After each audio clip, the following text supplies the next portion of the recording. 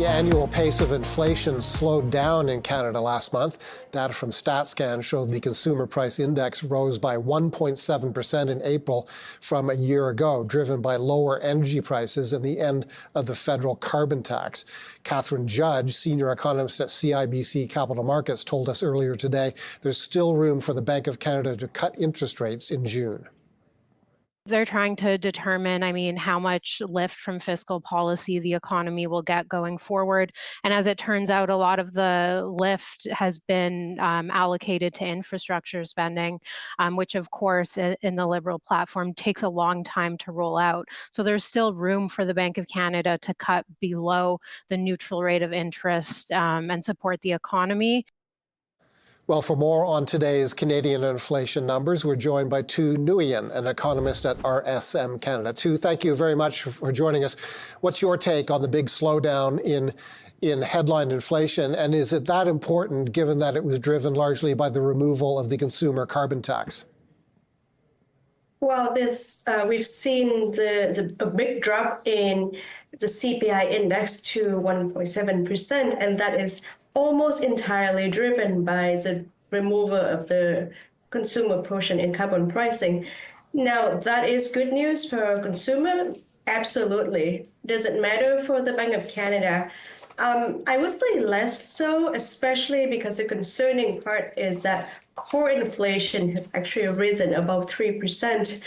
And as you mentioned, this drop is entirely because of a policy that resulted in a one-time decrease in prices. Now, in the months ahead, we are going to see further year-over-year disinflation due to carbon tax policy, but on a month-to-month basis, that decrease will not hold. Now, we believe that this will not factor too much in the Bank of Canada's decision in June. And in fact, the odds still slightly favors a hold over a cut because the bank has signaled that it's absolutely focused on maintaining price stability, and core inflation is running slightly still a bit hot. How do you think, in particular, the Bank of Canada will view those core inflation numbers, which are at about 3%? So we think that this might be a result of some tariffs disruptions. So tariffs disrupted the supply chains. In March, Canada imposed some retaliatory tariffs on goods from the U.S. Some of those were food, and we saw that resulting in an increase in food prices, both in restaurants as well as in grocery stores. Obviously, in the months ahead, things are going to depend largely on trade negotiations and trade outcomes. Will there be more supply chain disruptions from tariffs? If not, I think we might still be okay, but the Bank of Canada seems to be taking a precautionary approach because they do want to maintain price stability and some sort of certainty in this world that we live in, which is fraught with so much uncertainty right now. How does today's inflation report fit with other recent economic data in Canada in terms of your outlook on where the Canadian economy is going?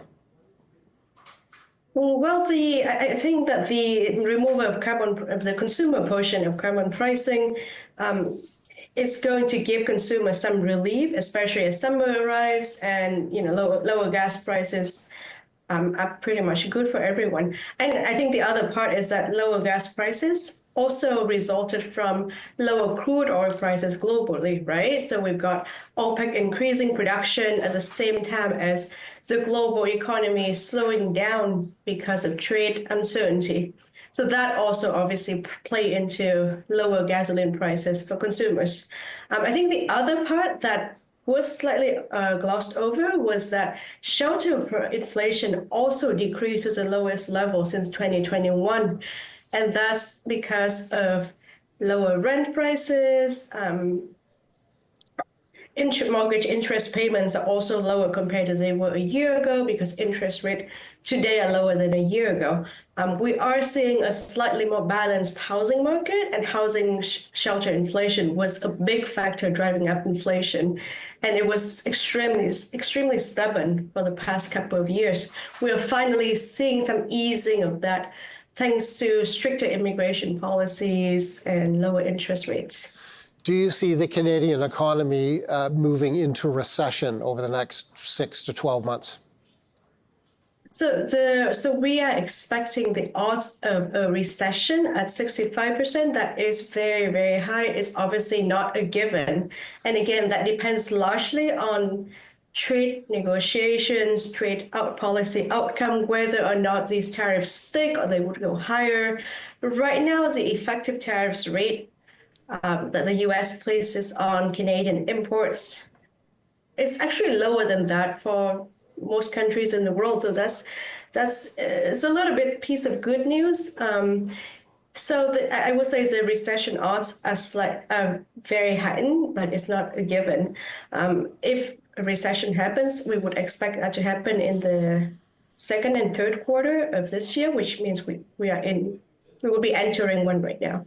So you've told us that you expect the Bank of Canada to hold on June the 4th, its next announcement. What do you expect from the Bank of Canada for the remainder of 2025? So we expect 2 more rate cuts for the remainder of this year to bring the policy rate down to 2.25%. Now, we think that there is room to cut more to support the economy and growth, and obviously to soften the blow of tariffs and trade policy uncertainty, give businesses and consumers some support to get through this rough period. But obviously, that hinges on a number of other things, such as core inflation pressures, and trade policy outcome. And as the bank have said in the past announcements, it seems like they are very focused on maintaining price stability right now. So they might be wanting to take things like one step at a time. Tu, thank you very much for your insight today. We really appreciate that. That's Tu Nguyen, an economist at RSM Canada.